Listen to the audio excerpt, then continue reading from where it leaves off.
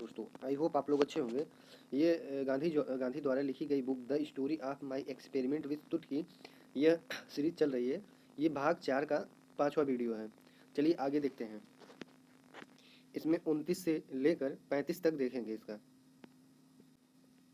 29 number, घरेलू सत्याग्रह। सन 1908 में मेरा जेल जाना का पहला अनुभव था। मैंने देखा कि कुछ ऐसे नियम थे जिनका कैदियों को अनुपालन करना होता था, जिसे एक ब्रह्मचारी को स्वेच्छा से करना चाहिए। वह था आत्मसंयम का अभ्यास। उदाहरण के तौर पर अपना अंतिम भोजन सूर्यास्त से पहले करना। वहाँ न तो किसी भारतीय और न ही किसी अफ्रीकी कैदियों को चाय या कॉफ़ी पीने की आज्ञा थी। वे अपने खाने में इच्छानुसार नमक मिला सकते थे, लेकिन वे जबान की संतुष्टि के लिए कुछ और नहीं ले सकते थे। जब मैंने जेल चिकित्सा अधिकारी को कढ़ी पाउडर देने के लिए कहा और जब खाना पक रहा हो तब उसमें नमक मिलाने के लिए कहा, तब उसका जवाब था, आप यहाँ अपनी जबान की संतुष्टि के लिए नहीं हैं। स्वास्थ्य की दृष्टि से मसाले ज़रूरी नहीं हैं और इससे कोई फ़र्क नहीं पड़ता कि आप नमक खाने को बनाते समय मिलाया या भोजन बन जाने के बाद। आखिर इन नियंत्रणों के बदलाव लाया गया, लेकिन यह सब भी आसानी से नहीं हुआ। लेकिन दोनों नियम कुल मिलाकर आत्मसंयम के नियम थे। किसी भी बाह्य प्रतिबंध को लगाना शायद ही सफल रहता है, लेकिन जब यह अपने मन से लागू किया जाता है तब निश्चित रूप से उसका भय लाभदायक असर होता है। इसीलिए जेल से छूटने के बाद मैंने स्वयं पर इन दो नियमों को लागू कर दिया और जितना संभव हो सकता था मैंने चाय पीना बंद कर दिया और अपना भोजन सूर्यास्त से पहले ले लेता था। अब नियम पालन में इन दोनों नियमों की जरूरत नहीं है। अक्सर एक अवसर ऐसा आया कि मैंने नमक लेना एकदम बंद कर दिया और यह नियंत्रण मैंने बिना किसी अवरोध के 10 वर्षों तक किया। मैंने आहार शास्त्र की किसी पुस्तक में पढ़ा था कि नमक मनुष्य के आहार के लिए आवश्यक नहीं है और इसके बिना भोजन वास्तव में ज़्यादा पौष्टिक है। मैं इस नतीजे पर पहुंचा था कि एक ब्रह्मचारी के लिए इस प्रकार का नमक रहित भोजन लाभकारी है। मैंने यह भी पढ़ा और अनुभव किया कि कमज़ोर शरीर वालों को दालों का उपयोग नहीं करना चाहिए। कमज़ोर शरीर वालों को दालों का उपयोग नहीं करना चाहिए। मुझे दालें बहुत पसंद थी। अब कस्तूरबा बाई जिसे ऑपरेशन के बाद कुछ राहत मिली थी, उसे फिर से रक्त स्राव होने लगा और ऐसा लगा कि यह बीमारी जैसे उसके साथ चिपक गई है। जल उपचार का कोई असर नहीं हुआ था। उसे मेरे उपचार पर ज़्यादा विश्वास नहीं था, यद्यपि वह उसका विरोध नहीं करती थी। उसने निश्चित रूप से किसी बाहरी सहायता की इच्छा नहीं की। इसीलिए जब मेरे सभी उपचार फेल हो गए तब मैंने उसके नमक और दालों को छोड़ने की विनती की। वह उसके लिए तैयार नहीं थी, चाहे मैं जितना भी उससे याचना करता या अपना अधिकार जमाता। आखिरकार उसने मुझे चुनौती दी कि मैं भी उन सब चीज़ों को नहीं छोड़ सकता यदि मुझसे उनको छोड़ने को कहा जाए। मुझे दुख भी हुआ, लेकिन साथ में खुशी भी हुई। खुशी इसीलिए क्योंकि मुझे अपना प्रेम उस पर दिखाने का समय आ गया था। मैंने उससे कहा, तुम गलत हो। यदि मैं बीमार होता और डॉक्टर मुझे इन चीज़ों को छोड़ने की सलाह देते तो मैं सहर्ष स्वीकार कर लेता, लेकिन बिना किसी चिकित्सक के सुझाव के मैं 1 वर्ष के लिए नमक और दाल का त्याग करता हूँ, चाहे तुम उन्हें करो या न करो। वह बुरी तरह से चौंक गई और दुखी होकर चीखी, मुझे क्षमा कर दें। आपको जानते हुए भी मुझे आपको उकसाना नहीं चाहिए था। मैं वचन देती हूँ कि मैं इन चीज़ों से दूर रहूँगी, लेकिन ईश्वर के लिए आप अपना वचन वापस ले लें। यह मेरे लिए बहुत कठिन होगा। तुम्हारे लिए इन चीज़ों को भूल जाना बहुत लाभप्रद रहेगा। मुझे इसमें एकदम भी संदेह नहीं है कि इनके बिना तुम बेहतर रहोगी। जहाँ तक मेरा प्रश्न है, मैं उस वचन को वापस नहीं ले सकता जिसे मैंने गंभीरता से लिया है, और यह संयम निश्चित ही मेरे लिए लाभकारी होगा, चाहे इसको करने का कुछ भी कारण रह रहा हो या यह मनुष्य के लिए पौष्टिक है। इसीलिए तुम मुझे अकेला छोड़ दो। यह मेरे लिए परीक्षा है और तुम्हारे अपने निश्चय को बनाए रखने में भी सहायता करेगा। उसके बाद उसने मुझे कहना छोड़ दिया, आप बहुत जिद्दी हैं, आप किसी की नहीं सुनेंगे, उसने कहा और अपने आंसुओं से खुद को तृप्त किया। मैं इस घटना को सत्याग्रह के उदाहरण की तरह देखूंगा और यह मेरे जीवन में की मीठी यादों में से एक है। इसके बाद कस्तूरबा बाई ठीक होने लगी। यह चाहे नमक रहित या दाल रहित आहार लेने की वजह या अपने खाने में किए गए अन्य बदलाव की वजह से हो रहा था, अथवा मेरी अपनी कड़ाई से जीवन शैली के नियमों के अनुपालन पर निगरानी रखने की वजह से था, या इस घटना के परिणाम स्वरूप मन में उठी जिंदा दिली का प्रभाव रहा हो, मैं निश्चित रूप से किसी एक वजह को इसका श्रेय नहीं दे सकता। लेकिन वह जल्दी ही ठीक होने लगी। रक्तस्राव पूरी तरह से बंद हो चुका था और मेरे साथ एक नकली डॉक्टर की उपाधि में कुछ अच्छी साख भी जुड़ गई थी। जहाँ तक मेरा प्रश्न है, मैं नए त्यागों के लिए अच्छी तरह से तैयार हो गया था। मैं कभी उन चीज़ों के लिए नहीं तड़पा जिन्हें मैं त्याग दिया था। एक वर्ष जल्दी ही बीत गया और मैंने देखा कि मेरे स्वाद और भी हल्के हो गए हैं। इस प्रयोग ने आत्मसंयम की चाहत को और बढ़ा दिया था और मैंने अपना नियंत्रण भारत वापस आने के बाद भी कई वर्षों तक जारी रखा। केवल एक बार मैंने दोनों चीज़ें ली थी जब मैंने सन 1914 में लंदन में था।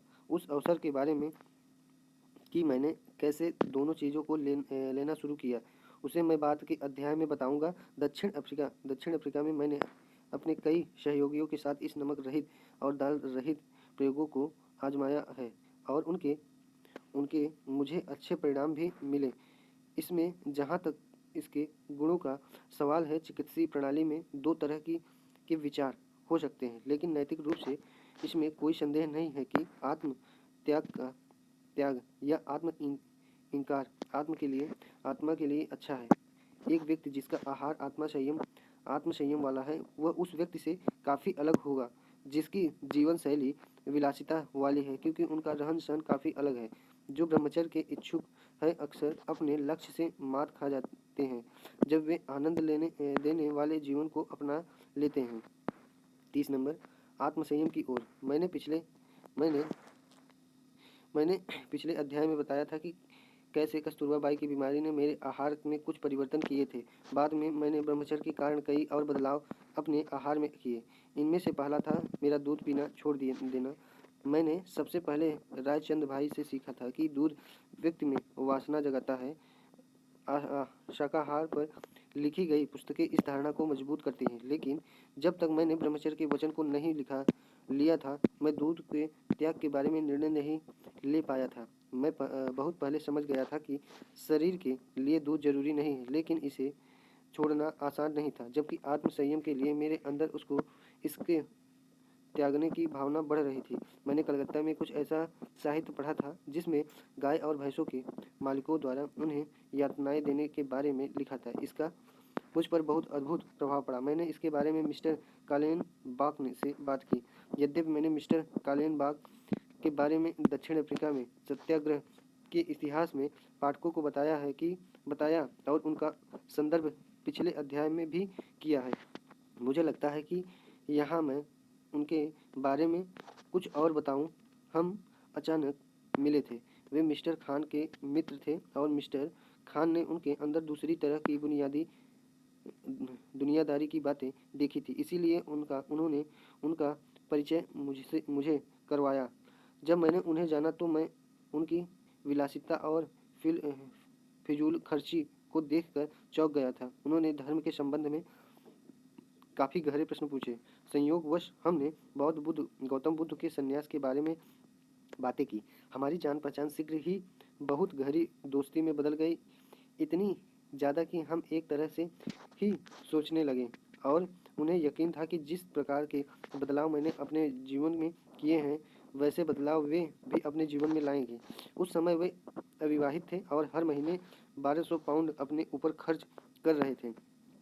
यह खर्च उनके घर के किराए के अलावा था। अब उन्होंने इतनी सादगी से रहना शुरू कर दिया कि उनका खर्च 120 पाउंड प्रति माह हो गया था। मेरी गृहस्थी टूटने और मेरे जेल से छूटने के बाद हम दोनों साथ रहने लगे और हम बहुत कठोर जीवन जी रहे थे। इसी दौरान हमने दूध के बारे में बात की। मिस्टर कालेनबाख ने कहा, हम हमेशा दूध के खराब प्रभावों के बारे में बात करते हैं, तब क्यों नहीं हम उसे लेना बंद कर देते हैं? निश्चित रूप से यह जरूरी नहीं है। उनके सुझावों को सुनकर मुझे आश्चर्य हुआ। मैंने इसका स्वागत किया और हम दोनों ने उसी क्षण से दूध न लेने का वचन किया। यह घटना सन 1912 में टॉल्स्टॉय फार्म में हुई थी। दूध छोड़ना मेरे लिए काफ़ी नहीं था। इसके बाद शीघ्र ही मैंने केवल फलाहार लेने का निर्णय लिया, और वह भी जहाँ तक संभव हो सबसे सस्ते फलों को हमारा लक्ष्य था। अत्यंत गरीब होने की वजह तरह जीवन जीने का फलों का आहार बहुत आसान भी था। एक प्रकार से खाना पकाना उसकी वजह से छूट गया था। मूंगफली, केला, खजूर, नींबू और जैतून का तेल ही हमारे खाने में शामिल था।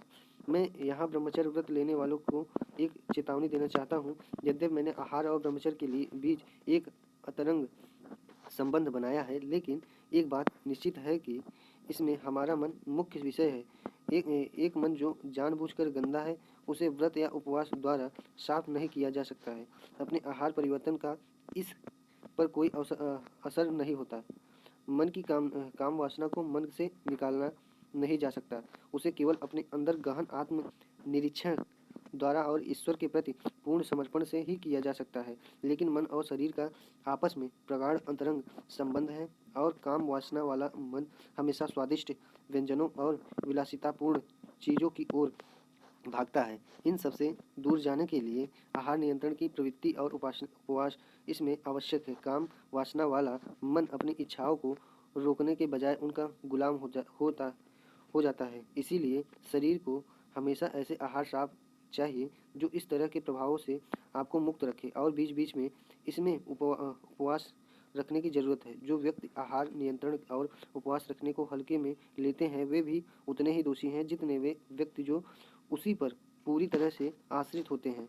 मेरा अनुभव सिखाता है कि जो व्यक्ति आत्म संयम की ओर अपना मन केंद्रित कर रहे हैं, उनके लिए आहार नियंत्रण और उपवास काफ़ी लाभप्रद रहता है। वास्तव में उसकी सहायता के बिना मन से काम वासना को पूरी तरह से नष्ट नहीं किया जा सकता है। 31 नंबर, उपवास। जिस समय मैंने दुग्धपान करना छोड़ा, तभी से मैंने फलाहार का प्रयोग करना शुरू कर दिया था। मैंने उसका उपवास अपने आत्म संयम के लिए रखना शुरू किया था। इसे मिस्टर कालेनबाक ने मेरे साथ करना शुरू कर दिया। मैं स्वास्थ्य को ध्यान में रखते हुए उपवास रखता था, लेकिन मैंने एक मित्र से जाना था कि उपवास आत्म संयम के लिए आवश्यक था। एक वैष्णव परिवार में जन्म लेने के कारण और ऐसी माँ जो अक्सर उपवास में कड़े वचन ले लेती थी का पुत्र होने के कारण भारत में मैंने एकादशी और अन्य उपवास रखे थे। लेकिन ऐसा करते समय मैंने केवल माँ की नकल की थी और अपने माता पिता को प्रसन्न करने का प्रयास किया था। उस समय न तो मैं कुछ समझता था और न ही उसमें मेरा विश्वास था कि उपवास कितने प्रभावी होते थे, लेकिन यह देखकर कि वह मित्र जिसके बारे में मैंने बताया था उसे कितना फ़ायदा हुआ था, और इस आशा के साथ कि यह ब्रह्मचर्य व्रत में मेरी सहायता करेगा, मैंने उसके उदाहरण का अनुसरण किया और एकादशी का व्रत रखने लगा। नियमानुसार हिंदू व्रत वाले दिन दूध और फल खा लेते हैं, लेकिन इस तरह का व्रत तो मैं रोज़ रख सकता था। इसीलिए मैंने पूरी तरह से उपवास करना शुरू किया, जिसमें मैं केवल पानी लेता था। जब मैंने यह व्रत शुरू किया उस समय हिंदुओं का सावन का महीना और इस्लाम का रमज़ान का महीना एक ही समय पर पड़े। गांधी परिवार न केवल वैष्णव धर्म बल्कि शैव वचनों को भी मानते थे, इसीलिए वे शिव और विष्णु मंदिरों में जाया करते थे। परिवार के कुछ सदस्य श्रवण के पूरे मास में प्रदोष का व्रत भी रखते थे। मैंने भी ऐसे ही करना शुरू कर दिया। इन महत्वपूर्ण प्रयासों को हमने तब किया जब हम टॉल्स्टॉय फार्म में थे, जहाँ मिस्टर कालेनबाक और मैं कुछ सत्याग्रही परिवार के साथ, जिनमें युवा और बच्चों भी शामिल थे, रह रहे थे। इन व्रतों के लिए हमारे पास एक स्कूल था। उनमें 4 या 5 मुसलमान थे। मैंने हमेशा सभी धार्मिक त्योहारों को मनाने में उनकी सहायता की और उन्हें प्रोत्साहित किया। मैंने यह ध्यान रखा कि वे अपनी रोज़ की नमाज पढ़ें। वहाँ पारसी और क्रिश्चियन युवा भी थे। जिनके लिए मैंने सोचा था कि यह मेरा कर्तव्य है कि उन्हें भी अपने धर्म के अनुसार धार्मिक रीति रिवाजों को मनाने के लिए प्रोत्साहित करूं। वहाँ इस महीने मैंने मुसलमान युवकों को रमज़ान का व्रत रखने के लिए मनाया। मैंने प्रदोष व्रत रखने का फैसला कर लिया था, लेकिन मैंने अब हिंदू, पारसी और क्रिश्चियन युवाओं को भी अपने साथ व्रत रखने के लिए कहा और उन्हें बताया कि किसी भी प्रकार के आत्मसंयम के मामले में औरों के साथ देना अच्छा रहता है औरों का साथ देना अच्छा रहता है। फार्म में रहने वाले में से कईयों ने मेरे प्रस्ताव का स्वागत किया। हिंदू और पारसी युवाओं ने मुसलमानों के हर रिवाज को विस्तार से नहीं किया। ऐसा करना जरूरी नहीं था। मुसलमान युवाओं को अपने नाश्ते के लिए सूर्यास्त तक इंतजार करना पड़ता था, जबकि अन्य ऐसा नहीं करते थे। इसीलिए वे सब अपने मुसलमान मित्रों के लिए बढ़िया व्यंजन की तैयारी कर सकते थे। हिंदू और अन्य युवाओं को भी मुसलमानों का साथ नहीं देना होता था, जब वे अपना आखिरी खाना जो सूर्यास्त से पहले अगली सुबह खाते थे, और जाहिर था केवल मुसलमानों को छोड़कर सभी पानी ग्रहण कर ले सकते थे। इन प्रयोगों का परिणाम यह हुआ कि सभी को व्रत का महत्व समझ में आ गया और उसके बीच एक उत्तम संग भाव बन गया। स्टाल फार्म में हम सभी शाकाहारी थे। इसके लिए मैं सभी को धन्यवाद देना चाहता हूँ जो मेरे भाव को आदर से देखते थे और अपनाने के लिए तैयार थे। मुसलमान युवक जरूर रमजान के दौरान अपने मांस वाले भोजन के अभाव को महसूस करते होंगे, लेकिन किसी ने भी मुझे ऐसा महसूस नहीं होने दिया। वे शाकाहारी भोजन को बड़े चाव से खाते थे और हिंदू युवक उनके लिए फार्म की सादगी को ध्यान में रखते हुए उनके लिए स्वादिष्ट शाकाहारी भोजन बनाते थे। मैं जानबूझकर उपवास के इस अध्याय के बीच में कुछ मधुर यादें बताना चाहता हूँ, जिसे मैं और कहीं नहीं बता सकता था, और इसे बताते हुए मैंने अपना एक विशेष गुण भी अप्रत्यक्ष रूप से बताया है। वह यह था कि मैं हमेशा जो बात मुझे अच्छी लगती उसे अपने सहयोगियों के साथ जरूर साझा करता था। उनके लिए उपवास करना एकदम नया अनुभव था, लेकिन प्रदोष और रमजान के व्रत ने इसे मेरे लिए आसान कर दिया था। अब आत्मसंयम के लिए उनके अंदर उपवास में रुचि जगाना आसान था। इस प्रकार फार्म में आत्मसंयम का वातावरण स्वतः ही बन गया था। फार्म में रहने वाले सभी लोग अब हमारे साथ आधा या पूरा व्रत रखने लगे। मुझे विश्वास है कि यह सबके भले के लिए था। मैं निश्चित रूप से यह नहीं कह सकता कि आत्म इनकार ने उनके हृदय को इतना प्रभावित किया था और कितना वे अपने शरीर पर नियंत्रण रखने में सफल रहे थे। जहाँ तक मेरा प्रश्न है, मुझे पक्का यकीन है कि इससे मुझे दोनों शारीरिक और नैतिक रूप से बहुत फायदा हुआ था। लेकिन मैं जानता हूँ कि जरूरी नहीं है कि उपवास और इसकी तरह के अनुशासन सब पर एक समान प्रभाव डालेगी। उपवास पाशविक या जानवरों की प्रवृत्तियों को कम करने में मदद करता है। मेरे कुछ दोस्तों ने पाया कि व्रत की वजह से उनकी काम वासना और जबान के स्वाद पर सकारात्मक प्रभाव पड़ा था। इसका तात्पर्य यह है कि जब तक आत्मसंयम की इच्छा अपने अंदर लगातार नहीं बनी रहेगी, तब तक उपवास व्यर्थ है। भगवद गीता का प्रसिद्ध श्लोक इस संबंध में ध्यान योग्य है। एक व्यक्ति जब अपनी इंद्रियों के उपवास पर है, बाह्य रूप से इंद्रियों से संबंधित वस्तुएं अदृश्य हो जाती हैं, इच्छाओं को पीछे छोड़ना। लेकिन जब वह उस सर्वोच्च को देख लेता है, ये इच्छाएं भी अदृश्य हो जाती हैं। उपवास और इसी तरह के अनुशासन यह आत्मसंयम को प्राप्त करने का एक माध्यम है, लेकिन यही सब कुछ नहीं है। और यदि शारीरिक उपवास के साथ मानसिक उपवास शामिल नहीं है, तब इसका अंत एक पाखंड और अमंगल की तरह निश्चित है। 32 नंबर देखेंगे, एक स्कूल मास्टर की तरह। मुझे आशा है मेरे पाठक इस तथ्य को ध्यान में रखेंगे कि इन अध्यायों में उन विषयों को पढ़ाया गया है जिन्हें दक्षिण अफ्रीका के इतिहास में नहीं बताया गया है, अथवा केवल सतही तौर पर इसकी रुचि का जिक्र किया गया है। यदि इन्हें ऐसा लगता है तो वे आसानी से इन अध्यायों के साथ उनका संबंध देख पाएंगे। फार्म जैसे जैसे विकसित हुआ, वैसे वैसे लड़कों और लड़कियों के लिए शिक्षा की व्यवस्था करना आवश्यक समझा गया। इनमें हिंदू, मुसलमान, पारसी और क्रिश्चियन लड़के और कुछ हिंदू लड़कियां थीं। यह संभव नहीं था और मुझे यह आवश्यक भी नहीं लगा कि किन्हीं विशेष अध्यापकों को रखने की ज़रूरत है। ऐसा करना संभव भी नहीं था क्योंकि प्रशिक्षण भारतीय शिक्षक विरले थे और यदि मिल भी जाते तब भी वह जोहान्सबर्ग से 21 मील दूर वाली जगह पर जाने, वह भी कम वेतन पर काम करने के लिए तैयार नहीं होते और हमारे पास पर्याप्त धन भी नहीं था। इसीलिए मुझे बाहर से शिक्षक लाना जरूरी नहीं लगा। मुझे वर्तमान शिक्षा व्यवस्था पर विश्वास नहीं था और मैं अनुभवों और प्रयोगों द्वारा सच्ची प्रणाली को समझना चाहता था। मुझे केवल यही यही पता था कि आदर्श परिस्थितियों में सच्ची शिक्षा केवल अभिभावकों द्वारा दी जा सकती है और हमें बाह्य सहायता कम से कम होनी चाहिए। और यह भी कि टालस्टॉय फार्म पर एक परिवार था। इसमें मेरी जगह एक पिता की थी और जहाँ तक संभव हो मुझे इन बालकों को प्रशिक्षित करने की जिम्मेदारी लेनी होगी। इसमें कोई संदेह नहीं था कि इस धारणा में कोई कमी नहीं थी।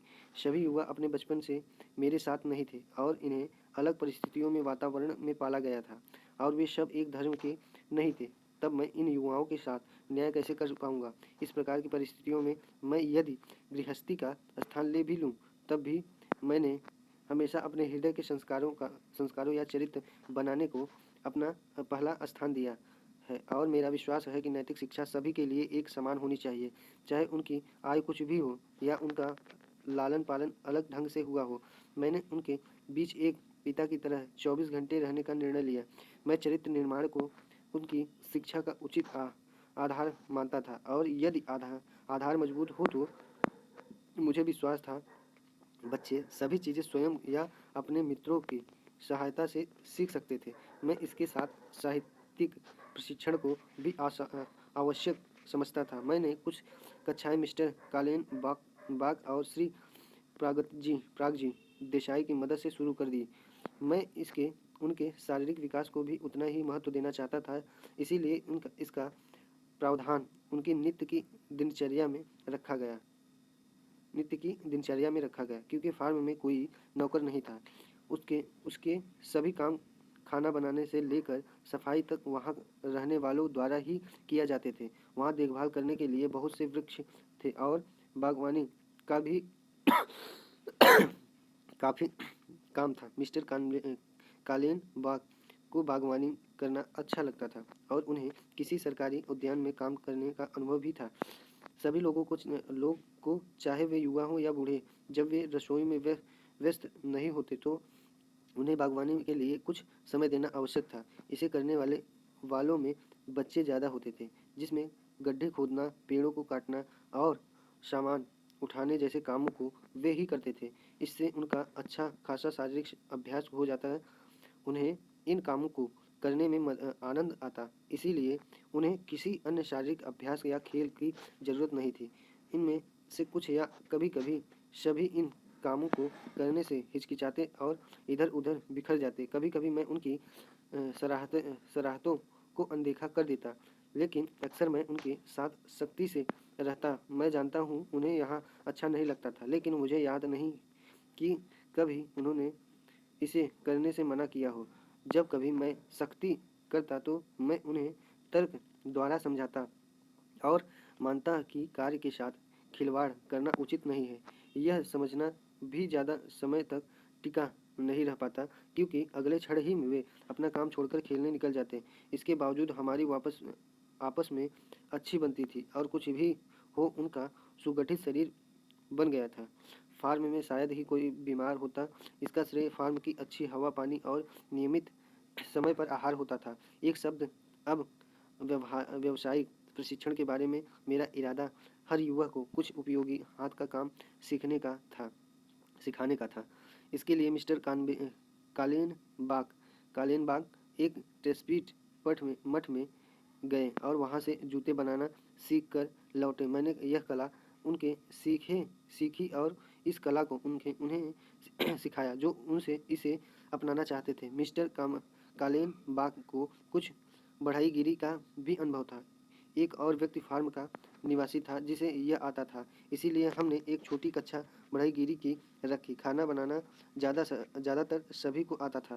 यह सब अनेक उनके लिए नया था। उन्होंने कभी सपने में भी नहीं सोचा था कि एक दिन उन्हें ऐसे काम सीखने पड़ेंगे, क्योंकि दक्षिण अफ्रीका में सामान्यतः भारतीय बच्चों को केवल 3 R reduce, reuse, reuse, recycle यानी वस्तुओं का कम उपयोग, पुनः उपयोग और पुनर्विनिर्माण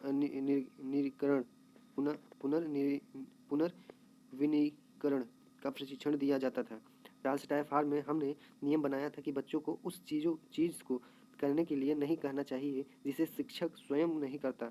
इसीलिए जब कभी भी उनसे कुछ करने के लिए कहा जाता, शिक्षक हमेशा उनके साथ सहयोग करता। वास्तव में शिक्षक उनके साथ काम करता, इसीलिए जो कुछ भी बच्चों ने सीखा उसे उन्होंने खुशी-खुशी सीखा। साहित्यिक प्रशिक्षण और चरित्र निर्माण को आगे के अध्याय में बताया जाएगा। 33 नंबर देखेंगे, साहित्यिक प्रशिक्षण। पिछले अध्याय में देखा गया कि हमने कैसे चार्ल्स टाय फार्म में शारीरिक प्रशिक्षण के साथ ही हाथ संबंधित कार्यों को सिखाया। यद्यपि प्रशिक्षण के तरीकों में से संतुष्ट नहीं था, लेकिन यह कहा जा सकता है कि यह काफ़ी हद तक सफल रहा। साहित्यिक प्रशिक्षण एक कठिन मामला था। मेरे पास इसके लिए न तो कोई संसाधन थे और न ही जरूरी साहित्यिक सामान। मेरे पास समय का अभाव भी था, इसीलिए इसमें रुचि होने के बावजूद नहीं कर सकता था।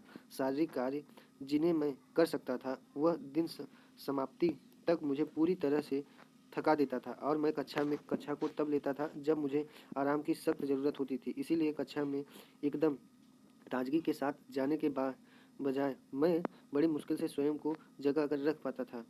सुबह का समय फार्म और घर के कर्तव्यों को निभाने में बीत जाता, इसीलिए स्कूल का समय दिन के खाने के बाद रखा गया था। इसके अलावा कोई भी उपयुक्त समय स्कूल के लिए नहीं रखा जा सकता था। हमने कुल मिलाकर 3 पीरियड साहित्य शिक्षा को दिए। हिंदी, तमिल, गुजराती और उर्दू सभी भाषाओं को पढ़ाया जाता और अध्यापन के लिए बच्चों को उनकी मातृभाषा में पढ़ाया जाता था। अंग्रेजी भी पढ़ाई जाती। गुजराती, हिंदू बच्चों के लिए ज़रूरी था कि वे थोड़ी बहुत संस्कृत भी सीखें, और बच्चों को प्राथमिक ज्ञान इतिहास, भूगोल और गणित का भी दिया गया। मैंने उन्हें अंग्रेजी और तमिल पढ़ाने की जिम्मेदारी ली थी। तमिल मैंने अपनी यात्रा और जेल में रहने के दौरान सीखी थी। मैं पोप द्वारा लिखित उत्कृष्ट पुस्तक तमिल हैंडबुक से आगे नहीं बढ़ पाया था। उर्दू का अक्षर ज्ञान मैंने एक जहाज यात्रा के दौरान सीखा था, और इस भाषा के साथ मेरी पहचान लोकप्रिय पर्शियन और उर्दू शब्दों तक सीमित थी। इन शब्दों को मैंने अपने मुसलमान मित्रों से सीखा था। संस्कृत में उतना ही जानता था जितना मैंने हाई स्कूल में सीखा था। यहाँ तक कि मेरी गुजराती भी कुछ विशेष नहीं थे। उसका ज्ञान हाई स्कूल में ही मिला था। इस तरह की पूंजी के साथ मुझे आगे चलना था। साहित्यिक उपकरण मेरे दोस्तों के पास और भी कम थे, लेकिन मेरा अपने देश की भाषा के प्रति प्रेम और एक शिक्षक की तरह की दक्षता में विश्वास और मेरे बच्चों की अज्ञानता और इससे ज़्यादा उनकी दयार दिली ने मुझे सही स्थिति में रखा। सभी तमिल बच्चों का जन्म दक्षिण अफ्रीका में हुआ था, इसीलिए थोड़ी बहुत तमिल जानते थे, लेकिन उन्हें शब्द ज्ञान नहीं था। इसीलिए मुझे लिपि सिखानी पड़ी। इसके साथ ही प्रारंभिक व्याकरण भी सिखानी पड़ी।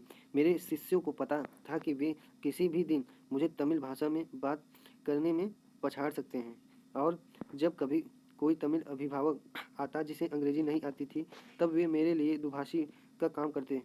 मेरा उनके साथ खुशी काम चल जाता, क्योंकि मैंने कभी अपनी अज्ञानता को अपने शिष्यों से छिपाने की कोशिश नहीं की। मैं हर तरह से उनके सामने वैसे ही व्यवहार करता जैसे मैं था। इसीलिए अपनी भाषा में इतनी अज्ञानता के बावजूद उनका मेरे प्रति आदर और प्रेम कम नहीं हुआ। मुसलमान बच्चों को उर्दू सिखाना इसकी तुलना में आसान था। उन्हें लिपि ज्ञान था। मुझे केवल केवल उनसे पढ़ाने और लिखावट अच्छी करने में जगानी थी। अधिकांश बच्चे अशिक्षित थे और कभी स्कूल नहीं गए थे, लेकिन मैंने काम के सिलसिले सिलसिले में देखा कि मुझे उन्हें बहुत कम सिखाने की आवश्यकता थी, केवल मुझे उनकी पढ़ाई को देखना और उनके आलस्य को कम करना था। मैं इन सबसे संतुष्ट था, इसीलिए विभिन्न आयु के बच्चों को विभिन्न विषयों को एक ही कक्षा में रखकर काम चला सकता था। पाठ्य पुस्तक जिनके बारे में हम इतना कुछ जानते हैं, मुझे उनकी ज़रूरत कभी महसूस नहीं हुई। मुझे याद नहीं है कि जो पुस्तक उपलब्ध थी, उनकी ज़रूरत मुझे कभी पड़ी हो। मुझे इसकी कभी आवश्यकता नहीं लगी कि मैं बच्चों को अनावश्यक रूप से पुस्तकों के बोझ से लदवाऊँ।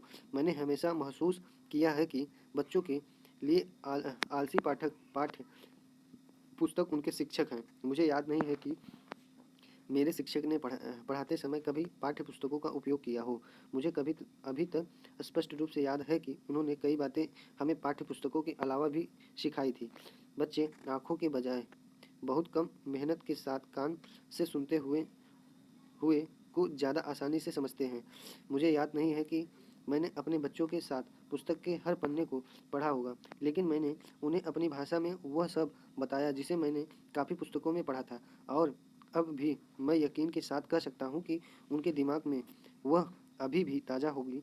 पढ़कर पढ़कर याद करने में उन्हें बहुत मेहनत लगती थी, लेकिन जो कुछ मैं उन्हें कहकर सिखाया वे उसे आसानी से दोहराकर बता सकते थे।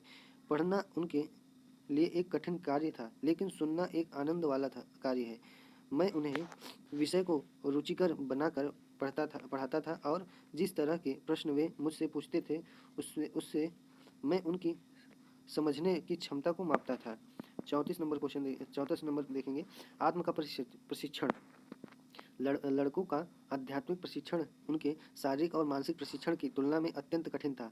मैंने उनकी आत्म को प्रशिक्षण करने के लिए पुस्तकों पर बहुत कम भरोसा किया। मेरा विश्वास था कि प्रत्येक छात्र को अपने अपने धर्म के तत्वों को जानना और अपने ग्रंथों का ज्ञान होना जरूरी है। इसीलिए मैंने उसी प्रकार का समुचित ज्ञान दिया, लेकिन मेरे दिमाग में यह बौद्धिक ज्ञान का एक हिस्सा था। जब मैंने टॉलस्टॉय फार्म में बच्चों की शिक्षा शुरू की, उससे बहुत पहले ही मैंने अनुभव कर लिया था कि आत्मा का प्रशिक्षण अपने में एक विधा है, और आत्मा को विकसित करने का अर्थ है चरित्र निर्माण और व्यक्ति को ईश्वर के ज्ञान और आत्म साक्षात्कार की ओर ले जाने योग्य बनाना। मेरा विश्वास था कि यह किसी भी युवा के प्रशिक्षण का एक अनिवार्य भाग है, और मेरा बिना संस्कृत के प्रशिक्षण के अन्य प्रशिक्षणों को देने का कोई औचित्य नहीं था, और यहाँ तक यह हानिकारक भी हो सकता था। मैं इस अंधविश्वास से परिचित था कि आत्म साक्षात्कार जीवन के चौथे चरण में ही संभव है, यानी संन्यास, सब कुछ त्यागना। लेकिन यह सामान्य जानकारी है कि जो इस अमूल्य अनुभव की तैयारी से अपने जीवन के अंतिम चरण तक अनभिज्ञ रहते हैं, उन्हें आत्म साक्षात्कार नहीं मिलता, बल्कि इसकी इसकी जगह बुढ़ापा, जो कि दूसरा और दयनीय बचपना है, और जिसे धरती पर बोझ की तरह जिया जाता है। मुझे अच्छी तरह याद है कि जब मैं पढ़ा रहा था, तब भी मेरे यही विचार थे, यानी सन 1911-12 तक। यद्यपि मैंने उन्हें इन शब्दों में व्यक्त नहीं किया था, तब कैसे इस आध्यात्मिक प्रशिक्षण को दिया जाए। मैंने बच्चों को श्लोकों को याद करने और बोलने का प्रशिक्षण दिया, और उन्हें नैतिक शिक्षा की किताबों को पढ़कर उन्हें प्रशिक्षण किया, लेकिन इससे मैं एकदम भी संतुष्ट नहीं था। मैं जैसे जैसे उनके नज़दीकी संपर्क में आया, तब मैंने देखा कि उनकी आत्माओं को प्रशिक्षित करने के लिए पुस्तकें काफ़ी नहीं थी। जिस प्रकार शारीरिक व्यायाम को शारीरिक अभ्यास द्वारा ही किया जा सकता था, उसी प्रकार आत्मा को प्रशिक्षित करने के लिए आत्मा का अभ्यास जरूरी था, और आत्मा का अभ्यास उस अध्यापक की जरूरत, शैली और उसके चरित्र पर पूरी तरह से निर्भर था। अध्यापक को हमेशा अपने आचार विचार और भाषा का ध्यान रखना होगा, चाहे वह लड़कों के साथ हो या न हो। अपने आदर्श जीवन शैली द्वारा एक अध्यापक के लिए संभव है कि चाहे वह बच्चों से मीलों दूर हो, वह उनकी आत्मा को प्रभावित कर सकता है। यह मेरे लिए बेकार होगा यदि मैं झूठा था और बच्चों को सत्य बोलने के लिए कहता। एक कायर अध्यापक कभी भी अपने छात्रों को बहादुर और जो स्वयं आत्मसंयम से अनभिज्ञ हो, वह अपने छात्रों को कभी आत्मसंयम नहीं सिखा सकता है। मैंने अनुभव किया कि मुझे स्वयं को अपने साथ रहने वाले लड़कों और लड़कियों के लिए एक आदर्श बनाना पड़ेगा, यानी हमेशा उनके साथ रहने वाला वस्तु पाठ। एक प्रकार वे मेरे अध्यापक बन गए और मैंने सीखा सीखा कि मुझे उनके सामने एक अच्छा और स्पष्ट जीवन जीना होगा, चाहे ऐसा मुझे उनके लिए क्यों न करना पड़े। मैं यह कह सकता हूँ कि मैं टॉल्स्टॉय फार्म में स्वयं को जितना ज़्यादा अनुशासित और आत्मसंयम किया, वह मेरे उन शब्दों और विचारों की वजह से था। उनमें से एक बालक बहुत उद्दंड, जंगली, झूठ बोलने वाला और लड़ाकू था। एक अवसर पर वह बहुत हिंसक हो गया। मैं बहुत परेशान था। मैं कभी अपने छात्रों को सजा नहीं देता था, लेकिन इस बार मैं बहुत क्रोध में था। मैंने उसे हर तरह से समझाने की कोशिश की। आखिर में मैंने पास में पड़े एक रूलर स्केल को उठाया और उसके हाथ पर मारा। उसे मारते हुए मैं कांप रहा था। मैं कह सकता हूँ कि उसने भी इसे देखा। सबके लिए यह एक नया अनुभव था। वह बालक चिल्लाया और माफ़ी मांगने लगा। वह इसीलिए नहीं रोया क्योंकि पिटाई उसके लिए काफ़ी कष्टदायक थी। यदि वह चाहता तो वह पलटकर मुझे मार सकता था, क्योंकि वह 17 वर्ष का हट्टा-कट्टा युवा था। बल्कि बल्कि इसीलिए क्योंकि उसने देखा कि इस हिंसक सजा देने पर हिंसक सजा देने पर मैं स्वयं कितना पीड़ित था। इस घटना के बाद उसने कभी भी मेरी अवज्ञा नहीं की, लेकिन लेकिन उस हिंसक सजा पर मैं अभी भी पछताता हूँ। मुझे डर है कि उस दिन मैंने उसके सामने अपने अंदर की आत्मा नहीं, बल्कि अपने अंदर की क्रूरता का प्रदर्शन किया था। मैं हमेशा शारीरिक दंड की सजा देने का विरोध करता हूँ। मुझे याद है कि केवल एक अवसर पर मैंने अपने किसी एक पुत्र को शारीरिक दंड दिया था। इसीलिए आज तक मैं यह तय नहीं कर पा रहा हूँ कि मैं रूलर का उपयोग करके सही किया था या गलत। शायद शायद यह उचित नहीं था, क्योंकि यह क्रोध से प्रेरित था और सजा देने की इच्छा से भी। यदि हम मेरे व्यथित होने से हुआ होता तो मैं इसे न्यायोचित समझता, लेकिन इस मामले में इरादा मिश्रित था। इस घटना ने मुझे सोचने पर मजबूर किया और बच्चों को सही करने का उचित तरीका सिखाया। मुझे पता नहीं कि यह विधि ऐसे अवसर पर कैसे प्रतिक्रिया देती। वह युवा शीघ्र ही उस घटना को भूल गया। मुझे नहीं लगता कि उसमें कोई बड़ा परिवर्तन आया, लेकिन इस घटना ने मुझे यह बेहतर ढंग से समझने में मदद की। एक अध्यापक एक अध्यापक का अपने छात्रों के प्रति तथा क्या कर्तव्य है। इसके बाद कई अवसरों पर बच्चों के दुर्व्यवहार की घटनाएं सामने आई, लेकिन मैंने कभी भी उन्हें शारीरिक दंड नहीं दिया। इस प्रकार लड़कों और लड़कियों को आध्यात्मिक प्रशिक्षण देने के लिए प्रयास ने मुझे आत्मा की शक्ति को बेहतर ढंग से समझने और सुलझाने में मदद की। 35 नंबर देखेंगे, गेहूं के बीज में कंकड़। बीज में कंकड़। यह बात टॉल्स्टॉय फार्म में हुई, जब मिस्टर कालेनबॉक ने मेरा ध्यान उस समस्या की ओर आकर्षित किया जिस पर मैंने पहले ध्यान नहीं दिया था। मैंने जैसे पहले बताया था कि फार्म में कुछ बच्चे बहुत खराब और असभ्य थे। वहाँ उनके बीच कुछ गुंडे प्रकृति के भी थे। मेरे 3 बच्चे भी हर दिन इनके संपर्क में रहते थे। जिस प्रकार अन्य बच्चे इनका स्वभाव और प्रकृति जिनका स्वभाव और प्रकृति मेरे बच्चों की तरह थी। इससे मिस्टर कानेनबॉक बहुत परेशान थे, लेकिन मुख्यतः उनका ध्यान मेरे बच्चों को उन उद्दंड बच्चों के साथ न रखने पर था, क्योंकि यह उन्हें उचित नहीं लग रहा था। एक दिन उन्होंने मुझे कहा, आपके अपने बच्चों का उन खराब बच्चों के साथ रखना मुझे उचित नहीं लग रहा है। इसका केवल एक ही परिणाम हो सकता है, उनका भी खराब संगति में नैतिक पतन होगा। मुझे याद नहीं कि उनके प्रश्न ने मुझे उस समय परेशान किया कि नहीं, लेकिन मुझे याद है मैंने उनसे क्या कहा था। मैं कैसे अपने और उन लोफर बच्चों के बीच अंतर कर सकता हूँ। मैं दोनों के लिए समान रूप से जिम्मेदार हूँ। वे किशोर यहाँ इसीलिए आए हैं क्योंकि मैंने उन्हें आमंत्रित किया है। यदि मैं उन्हें कुछ पैसा देकर हटा सकता तो वे तुरंत जोहान्सबर्ग भाग जाएंगे और अपने पुराने व्यवहार पर लौट आएंगे। मैं आपको यह सच बताता हूँ, यह काफ़ी बहुत कुछ संभव है कि उनके अभिभावक समझते हैं कि उनका यहाँ आना मुझ पर एहसान करना है। यह भी कि यहाँ आकर उन्हें काफ़ी परेशानियाँ झेलनी पड़ती है।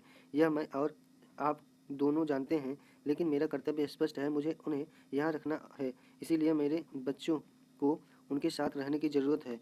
एक और निश्चित रूप से आप यह नहीं चाहते कि मैं अपने बच्चों को यहाँ यह शिक्षा दूँ कि वे अन्य से उच्चतर हैं।